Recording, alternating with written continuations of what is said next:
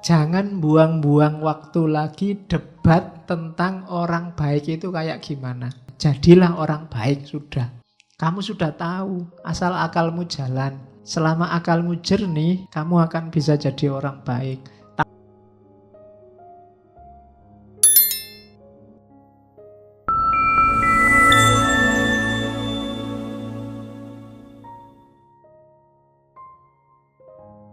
Assalamualaikum warahmatullahi wabarakatuh. Bismillahirrahmanirrahim. Alhamdulillahirabbil alamin. Alhamdulillahi nahmaduhu wa nasta'inuhu wa nastaghfiruh wa na'udzu billahi min syururi anfusina wa min sayyiati a'malina may yahdihillahu fala mudhillalah wa may yudlilhu fala hadiyalah. Allahumma sholli wa sallim wa barik ala habibina wa syafi'ina sayyidina wa maulana Muhammadin wa ala alihi wa ashabihi wa ala manittaba'al huda ila yaumil qiyamah. Amma ba'du. Bismillah, mari kita lanjutkan ngaji kita seperti biasa. Malam ini kita lanjutkan jalan-jalan kita di Yunani. Ketemu dengan aliran yang satu masa dengan Epikurianisme. Malam ini kita ketemu dengan Stoikisme. Tulisannya kalau pakai bahasa Inggris biasanya pakai huruf C. Bacanya boleh, kalau pakai Inggris bacanya jelas stoicisme. Cuma di Indonesia kan pakai huruf K. Ada juga yang tetap pakai huruf C. Stoicisme di beberapa buku filsafat tetap pakai C. Ada juga yang pakai aslinya, biasanya tidak sebagai aliran tapi sebagai kelompok. Biasanya pakai kata-kata stoa. Kaum stoa. Stoa itu dari bahasa Yunani yang artinya teras. Kalau di dalam masjid ini bukan stoa. Stoa itu di depan sana. Jadi kalau pengen niru kaum stoa, ngajinya di lapangan basket itu.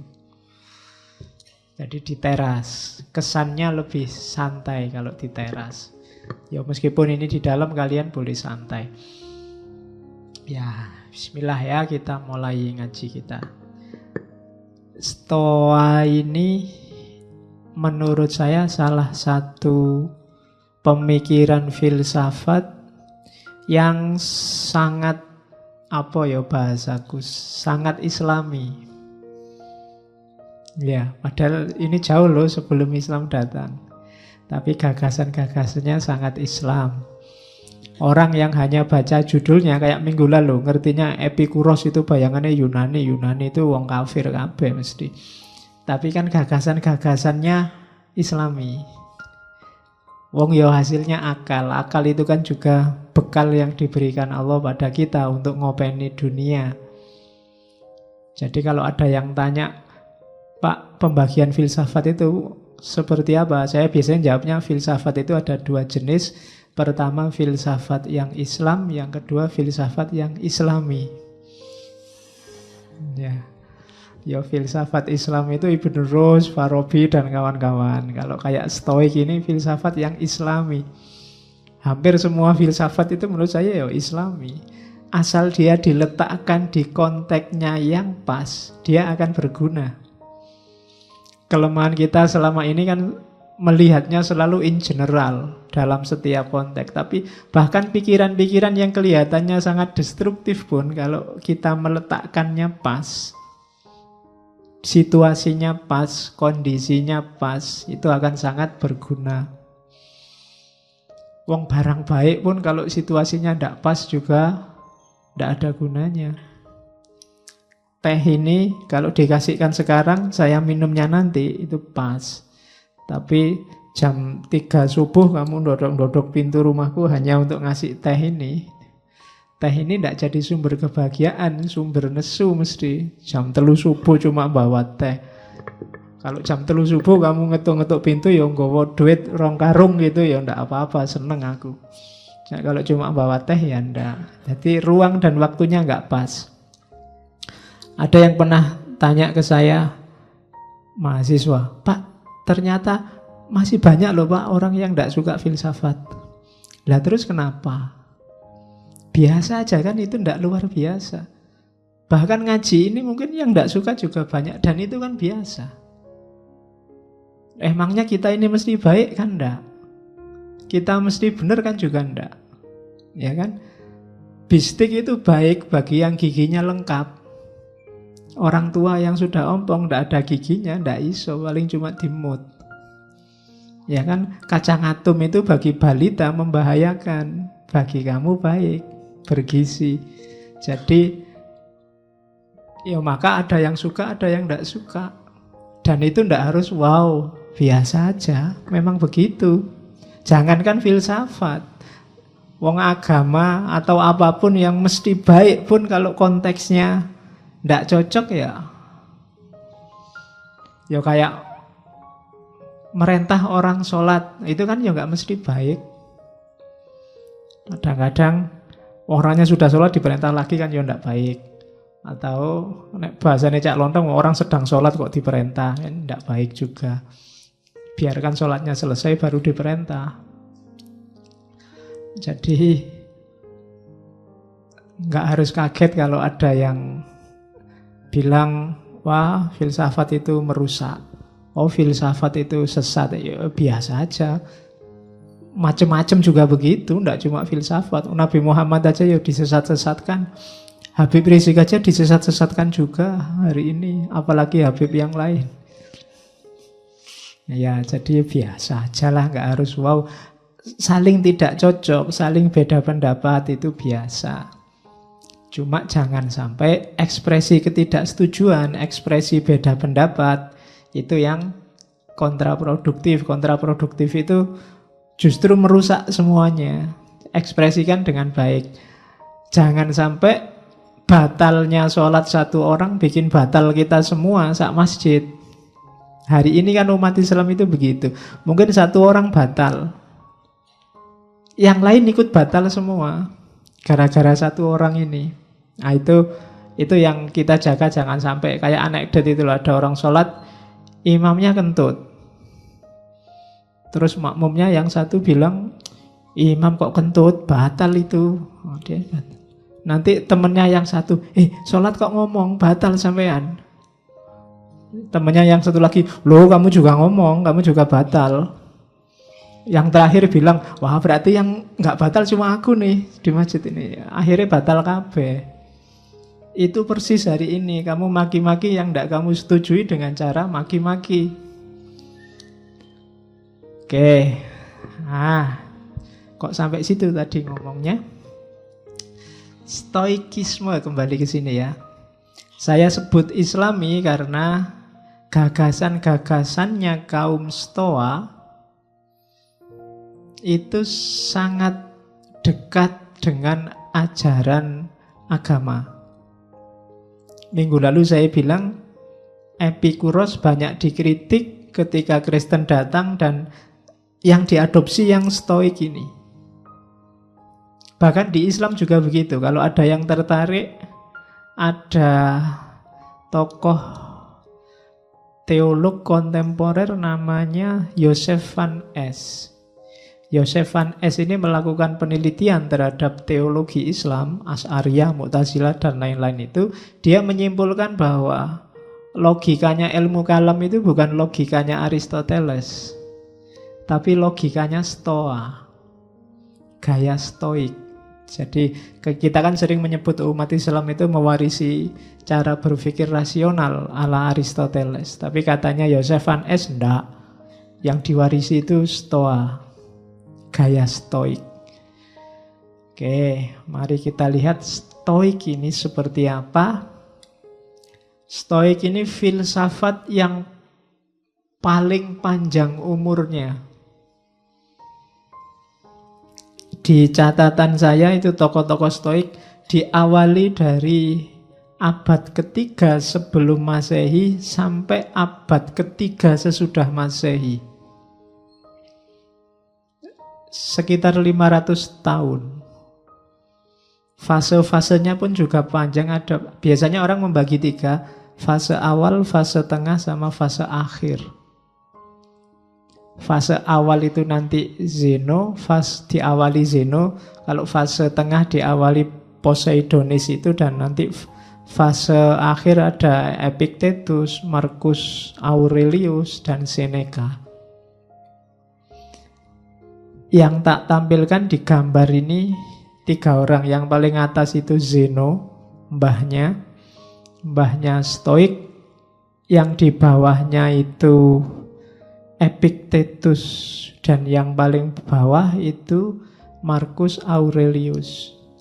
Zeno ini filosof, kalau Epictetus itu budak, kalau Marcus Aurelius itu kaisar Romawi yang sekaligus filosof. Jadi umurnya panjang, pengikutnya mulai budak sampai raja. Dan semuanya filosof. Hati-hati dengan nama Zeno. Zeno di Yunani ada 2. Nanti ada Zeno dari Elia. Ini prasokratik. Nanti dikenal pikiran-pikirannya tentang paradok itu. Kalau ini Zeno dari Citium, daerahnya. Pikiran-pikirannya dia pelopor filosof Stoa. Dia ini sebenarnya nanti gurunya kelompok yang kita bahas minggu depan, sinisisme. Harusnya sinisisme lebih dulu, cuma terlanjur saya ngomongnya belakangan, wis kadung piye. Nggak masalah, nanti kamu muternya dibalik, nggak apa-apa. Memang cirinya beda sih, tapi ada kedekatan di beberapa pikiran. Jadi Zeno yang mbahnya Stoa ini muridnya siapa? Kelompok sinisme. Sinisme ini nanti yang meneruskan gagasannya Sokrates. Zeno ini mengidolakan Sokrates. Jadi awalnya dia ini pedagang dari luar Athena. Waktu dia dagang di Athena, baca-baca buku tentang Sokrates. Dari situ dia jatuh cinta sama Sokrates, orang yang mengorbankan dirinya untuk kebenaran. Itu Zeno. Kemudian nanti dia ini dikenal filosof yang fatalistik, bahwa alam semesta ini sudah takdirnya, segalanya sudah ada konteksnya sendiri-sendiri. Itu Zeno, sehingga dia matinya dia meninggal milih sendiri waktunya. Itu Zeno. Milih sendiri, bukan kayak para wali terus tahu tanggalnya mati. Kalau hari ini mungkin tanda petik semacam orang bunuh diri, tapi enggak tahu juga. Jadi saat dia tua, satu ketika dia keluar habis ngajar itu terus jatuh. Waktu jatuh itu dia terus ngomong begini, ya sudah, kalau sekarang saatnya kamu manggil aku datang. Sekarang saatnya aku datang, tapi gak usah kesusu, aku ini sudah tua. Setelah itu terus langsung nafasnya berhenti. Kalau dia Islam mesti kamu menyebutnya wali. Jadi ujuk-ujuk saat itu juga ada yang bilang enggak, itu sengaja nafasnya ditahan itu. Ini susah bunuh diri dengan cara nahan nafas itu enggak gampang loh. Begitu kamu tahan, tidak kuat, tok KYC. Malah susah. Ada yang bilang begitu. Itu gagasannya Zeno. Nanti Epictetus ini dia mantan budak yang kemudian dibebaskan terus jadi filosof. Kalau Marcus Aurelius itu raja Romawi. Ada lagi tokoh Seneca. Seneca ini penasehatnya Kaisar Romawi juga, penasehatnya Nero. Kalau Seneca dihukum mati sama Nero karena dianggap konspirasi mau bunuh Nero. Disuruh ngiris nadinya sendiri. Tidak cuma satu, nadi di kaki, nadi di leher, nadi di tangan, semua disuruh ngiris sendiri. Tidak mau capek-capek keluar biaya untuk hukuman mati. Itu Seneca. Tulisan-tulisannya banyak. Oke, bismillah kita mulai ya belajar Stoik. Eranya itu di buku-buku ada banyak, silakan dibaca sendiri yang sejarah. Kita mulai. Yang pertama, sebelum masuk ke pikiran, kita awali dari asumsinya. Orang-orang Stoik mengasumsikan bahwa alam semesta itu berjalan dengan pola tertentu. Kita menyebutnya sunnatullah. Prinsip-prinsip rasional, logos. Jadi alam ini berputar tidak kebetulan. Ada polanya, ada patternnya, ada tujuannya. Kamu jadi manusia, dilahirkan, di belakang rumahmu tumbuh pohon kelapa, kucingmu tiba-tiba beranak 3, dan lain sebagainya. Itu bukan sesuatu yang tidak sengaja. Ya kamu lahir kan juga sengaja pasti kan. Kalau nggak sengaja malah ngewatiri. Nggak sengaja pun kok kamu benar-benar lahir, itu pasti dalam rangka grand desainnya alam semesta. Keberadaanmu nggak pernah sia-sia. Ya kalau bahasanya Quran kan ada itu yang afa hasibtum annama khalaqnakum abasa. Apa mbok anggap katanya Allah ini, aku menciptakan kamu itu iseng aja? Enggak. Ya abasa itu kan main-main, bahasa sekarang kan iseng. Mbok anggap aku bikin kamu itu iseng, po. Itu kan tanyaannya Allah begitu. Enggak, aku serius. Kalau bahasanya Stoik, ada logosnya. Ada pola rasionalnya. Ada tujuan, target, ada desainnya. Gelas itu dibikin semacam itu kan ada polanya, ada logosnya. Orang yang bikin gelas, bayangannya itu nanti diminum manusia, diminum orang. Orang itu mulutnya segitu, tangannya ada di sampingnya, kan bikin gelas ini kan membayangkan itu. Karena tujuannya untuk manusia, maka desainnya semacam itu. Itu kan namanya tidak asal. Ada desainnya yang dituju. Kalau memberi minum sapi misalnya, nggak gelas kayak gini, nggak nyampe sapinya. Sapi juga nggak bisa tos. Jadi ya gelasnya dibikin ember besar, kasih air biar dia nunduk. Ini namanya ada logosnya. Ada tujuannya, tidak asal. Alah yang penting minum gitu aja toh Pak Lunda. Gelasnya dibikin yang sekiranya manusia bisa minum. Alam semesta diciptakan Allah juga begitu, kayak kita menciptakan gelas tadi. Segalanya ada tujuannya, ada polanya. Dan itulah nanti kita menyebutnya sunnatullah, atau kadang disebut hukum alam, natural law.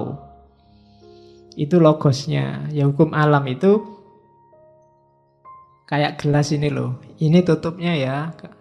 Ini tutupnya, ini gagangnya, ini wadahnya, ini kan logosnya. Yang dipegang ini, jangan ini. Minumnya dari sini, jangan dari sini, tidak keluar airnya kan gitu. Itu ada logosnya, kamu nggak bisa ngawur. Berhadapan dengan alam semesta juga begitu. Dia ada polanya. Pahami ini. Kalau nggak paham, kamu nggak bisa minum. Nggak ada sedotannya ya jangan disedot.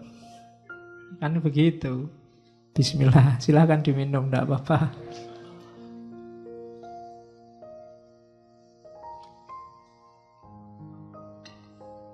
Kalau gelas ini tadi yang bikin manusia, di situ ada logos manusia. Alam semesta ada logosnya Tuhan. Karena dia berasal dari Tuhan. Nanti konsep alam semesta yang dari logosnya Allah ini mirip pikiran tentang panteisme. Jadi dalam diri alam semesta ada kandungan Tuhannya. Agak susah ngomong kandungan. Dalam gelas ini ada bau manusia. Bau dalam tanda petik ya bukan berarti habis tak sentuh terus mambu aku urung adus. Jadi jejaknya manusia kan kelihatan di situ. Karena yang bikin manusia. Laptop ini kan terasa jejaknya manusia yang bikin. Di sini ada manusia. Kalau kamu tiba-tiba misalnya jalan di tengah hutan, sepi, tidak ada siapa-siapa, nemu laptop, oh ada manusia mesti di sini. Ya kan? Kamu jalan-jalan di Mares misalnya, tiba-tiba nemu jaket, mesti ada manusia di sini, nggak mungkin bukan manusia. Yang bikin itu jelas coraknya corak manusia. Itu jadi Tuhan ada dalam ciptaannya itu bukan kok terus Tuhannya nongkrong di situ, tapi dia hasil logosnya Tuhan pasti. Bau Tuhannya terasa. Sama kayak laptop ini bau manusianya terasa. Jadi ada pola ketuhanan. Orang kan dalam bahasa tasawuf kan orang menyebutnya tajalli. Jadi corak ketuhanannya terasa. Dalam dirimu itu bau Tuhannya ada. Cuma sering kamu cuekin. Yang keluar bau setan terus. Ya karena kita lengkap ya, mampu setan ya mampu Tuhan. Jadi Tuhan ada dalam segala sesuatu. Dari situlah nanti ada divine reason. Jadi yang kita menyebutnya hukum alam. Dan ini sifatnya pasti. Sepasti gelas ini. Bahwa ada gagangnya, minumnya dari situ, naruhnya semacam itu. Kalau kebalik naruhnya ya tumpah. Berhadapan dengan gelas ini kan kamu nggak bisa, kita kan bebas Pak, mau tak minum dari bawah kan suka-suka saya, ya minum nanti tidak keluar airnya. Jadi dari situ nanti lahir gagasan bahwa alam ini sudah diciptakan dengan hukumnya, semua tinggal mengikuti hukum ini. Itu yang nanti dalam filsafat namanya fatalistik. Sudah ada polanya, sudah ada blueprintnya. Tinggal dijalankan, termasuk manusia. Jadi, oleh karena itu, agar desain tadi berjalan, hasilnya sesuai yang kita inginkan, semuanya harus menjalankan perannya masing-masing. Termasuk manusia. Ya manusia ya jadilah manusia yang baik. Jangan jadi hewan, jangan jadi tumbuhan, jangan jadi barang, benda. Berpelana sebagai manusia. Tutupnya gelas, ya jadilah tutupnya gelas. Gagangnya juga jadilah gagangnya gelas. Karena begitu malfunction, begitu nggak jalan, alam semesta akan chaos. Kalau itu gelas, kamu nggak bisa minum. Harusnya tutupnya kamu jadikan gagangnya, ya buyar. Sama, ketika hukum alam ini tidak kamu patuhi, yang terjadi kacau. Kalau sudah kacau ya, tujuan tadi, grand design tadi, tidak ada manfaatnya, merusak. Sama kayak laptop ini tadi kan bau manusia. Kalau jalannya tidak sesuai dengan peruntukannya, ya mesti kacau. Harusnya dia keyboard, tapi pura-pura jadi mouse. Harusnya layar, pura-pura jadi kabel, susah. Mesti kacau. Nah, masing-masing ada perannya, ada fungsinya. Untuk bisa harmonis, semuanya harus berperan sesuai fungsinya masing-masing. Itulah nanti pandangan Stoa. Awalnya di situ. Dari situ terus berarti manusia juga begitu. Iya, manusia juga begitu. Jadi manusia itu bagian dari alam. Istimewanya apa? Dia punya nalar, punya reason. satu-satunya komponen alam semesta yang nyambung langsung sama Tuhan itu manusia. Bagian apa yang nyambung? Reasonnya, nalarnya, akalnya. Jadi akal ya, bukan otak. Akal itu lebih ke fungsi berpikirnya. Kita mikir itu kan semacam mekanisme. Kalau laptop itu kan prosesornya.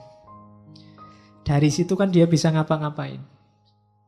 Nah, manusia juga dia binatang yang berpikir, binatang yang bernalar sejak awal.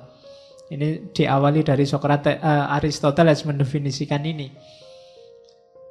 Jadi manusia ini khusus karena dia bisa berpikir, cuma dia juga bagian dari alam semesta. Jadi manusia punya dua tugas sekaligus akhirnya. Yang pertama apa? Memposisikan dirinya selaras dengan alam semesta dan ngopeni sekelilingnya agar menjalankan perannya masing-masing. Itu nanti kalau dalam agama namanya khalifah. Jadi tugasmu sebagai khalifah itu apa? Menjaga agar lingkunganmu, alam sekelilingmu itu berjalan sesuai hitohnya masing-masing. Yang sapi ya biar berperan jadi sapi, yang kambing jadi kambing, yang padi jadi padi, yang manusia jadi manusia. Dan manusia punya tugas ngopeni alam semesta dan ngopeni dirinya. Itu asumsinya tentang manusia. Dari situ akan lahir harmoni. Jadi yang pertama, alam itu sudah ada hukumnya. Alam berarti manusia.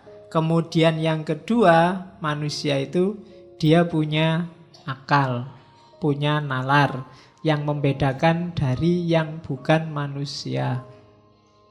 Maka mikir itu penting, akal itu penting. Nah, filsafat ngajari kita cara pakai akal. Akal itu penting tapi nggak dipakai, ya nggak ada gunanya. Jadi latihan mikir itu penting. Karena kalau kita mikirnya nggak benar, sama saja akal kita nggak fungsi. Kalau akal kita nggak fungsi, ya berarti kayak kita nggak punya akal. Padahal ketika tidak punya akal, manusia kehilangan jati dirinya. Karena jati dirinya manusia itu binatang yang berpikir. Berarti binatang, kalau manusia minus berpikirnya, tinggal binatangnya.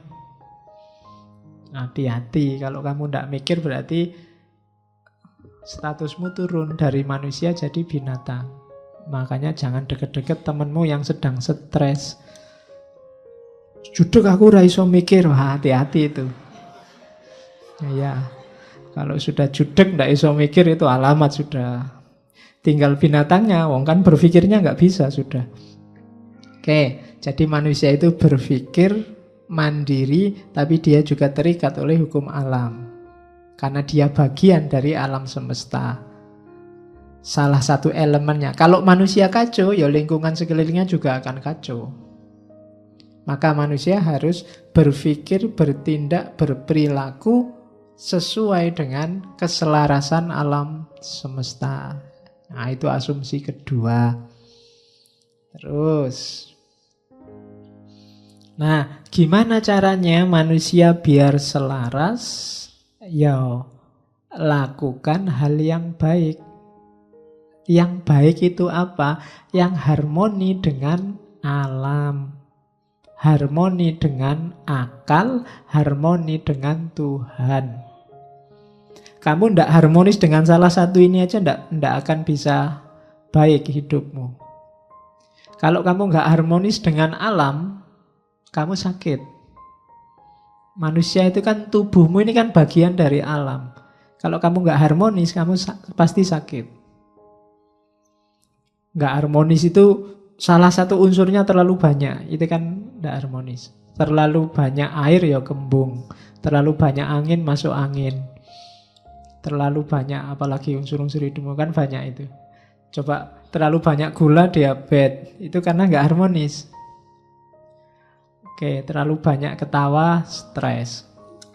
Terlalu banyak, pokoknya terlalu banyak. Atau terlalu kekurangan, itu nggak harmonis juga. Harus harmonis sama alam. Yang kedua, harmonis dalam pikiran. Pikiran nggak seimbang, ya itu tadi, stres. Nggak bisa mikir. Hidupmu mesti kacau. Dan yang ketiga, harmonis sama Tuhan. Ini lebih bahaya lagi. Kok nggak sholat mas? Hubungan saya sedang nggak harmonis sama Tuhan. Ayo. Aku mau ngatiri itu. Hati-hati. Nah, saya baru bisa ranjang aku sementara. Enggak. Nah, harus harmonis lagi. Kenapa harus harmonis sama Tuhan? Karena alam semesta dan akalmu dan dirimu itu berjalannya, prosedurnya adalah logosnya Tuhan. Ketika kamu tidak harmonis sama Tuhan, itu kayak tadi, komputer kehilangan prosesor. Tidak akan jalan, hidupmu mesti kacau. Tidak ada tujuannya. Kan nanti ada filosofi yang ngomong tujuan itu. Sekarang tariklah tujuan terus-terusan. Haus, minum. Kalau sudah minum, lega. Kalau sudah lega, ngapain? Terus, itu kan filsafat namanya teleologis, mengejar tujuan. Puncaknya tujuan nanti ke Tuhan. Kawin, biar punya anak. Kalau sudah punya anak, ngapain? Kalau sudah itu terus ngapain? Terus kamu tarik, ketemunya juga logosnya Tuhan nanti. Maka harus harmonis. Hidupmu itu baik kalau harmoni. Jadi harmoni itu porsional dan proporsional. Takarannya pas itu harmoni. Tidak lebih, tidak kurang. Oke. Jadi kalau ingin hidupmu yang baik, yang pertama itu. Yang kedua rumusnya, hidup baik atau tidak baik.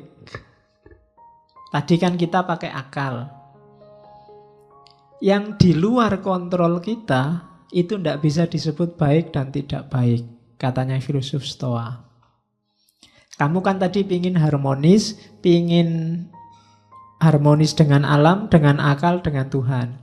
Ketika kamu berusaha untuk harmonis dengan tiga hal ini, ya sejauh yang bisa kamu kontrol. Yang tidak bisa dikontrol, ya tidak masuk hitungan.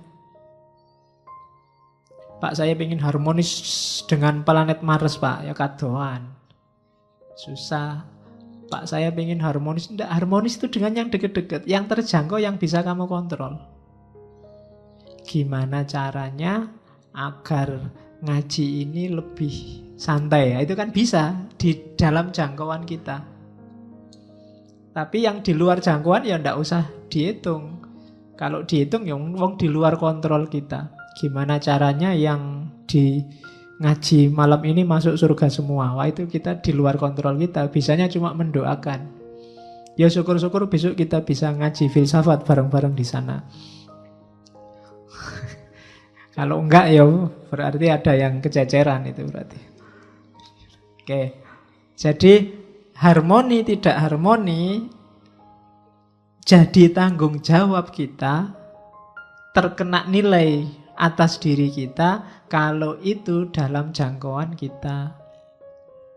Yang di luar jangkauan kita enggak. Misalnya ini tetanggaku kulitnya putih-putih, aku sendiri kok hitam ya, ini harusnya jadi putih. Enggak, itu di luar jangkauanmu. Kulitmu hitam kan kamu nggak minta juga. Kalau bahasanya Ghazali, itu bedanya kholq sama khuluq. Kalau kholq itu paketan dari Allah. Kita ya sudah diterima aja, tapi kalau khuluq itu dari kita.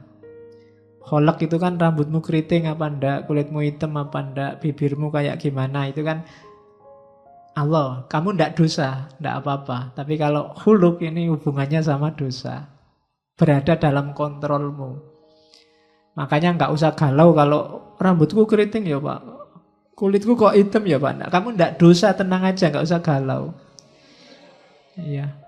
Jadi Nggak usah terlalu stres gara-gara kholak, karena itu di luar jangkauanmu. Tapi sekarang kan bisa diputihkan, Pak. Iya, ya bisa aja. Apa susahnya sih mutihkan? Kamu tinggal beli kapur sama. Ya, bagi yang punya uang mungkin berada dalam jangkauannya, mutihkan. Tapi yang nggak punya kayak kita kan di luar jangkauan kita. Jadi nggak usah galau dengan sesuatu yang di luar jangkauanmu. Pak, saya itu ingin menyelamatkan Ahok ya Pak. Gimana caranya? Nggak usah.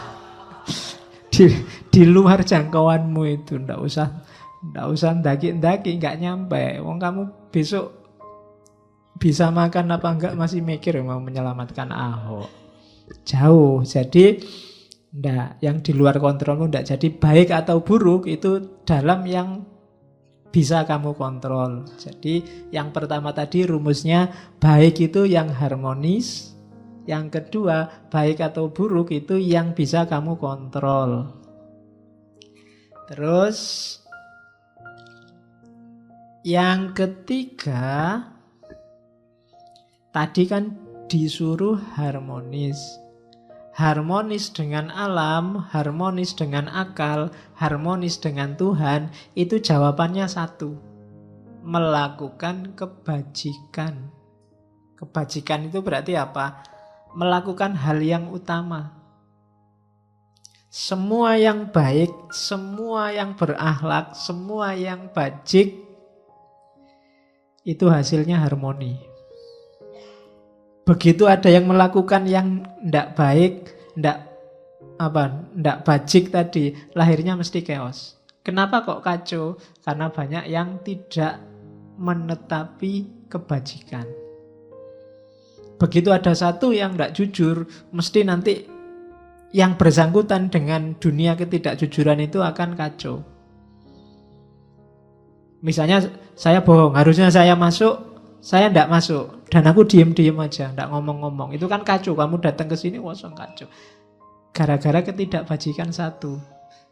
Maka harmonis itu akan lahir kalau kita melakukan hal-hal yang bajik, yang baik. Rumus ketiga.